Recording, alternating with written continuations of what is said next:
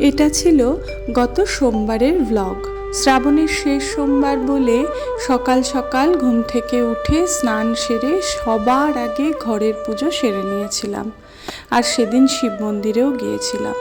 সোমবার যেহেতু নিরামিষ খাই, তাই মন্দিরে যাবার আগে বড়দিকে বলেছিলাম থোড় মানে ভাড়ালিটা কেটে দিতে, কারণ আমরা কেউই বড়দির মতো থোড় কাটতে পারি না।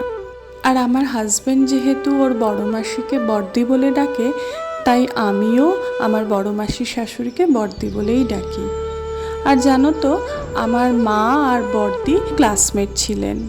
মন্দির থেকে ফিরে এসে দেখি বড়দি যথারীতি থোড় কেটে রেখেছে। আর বড়দি কিন্তু সবজি কাটাটাকে একটা শিল্পের পর্যায়ে নিয়ে গেছে। আসলে ভালো রান্নার পেছনে ভালো সবজি কাটার কিন্তু গুরুত্বপূর্ণ ভূমিকা রয়েছে। প্রতিটা সবজি যথাযথ মাপে কাটা না হলে সেগুলো সুসেদ্ধ হয় না। আর চালটা যদি এইভাবে না কাটো, তাহলে চালটা এতটাই পিচ্ছিল যে হাত অক্ষত রাখা কিন্তু খুব মুশকিল।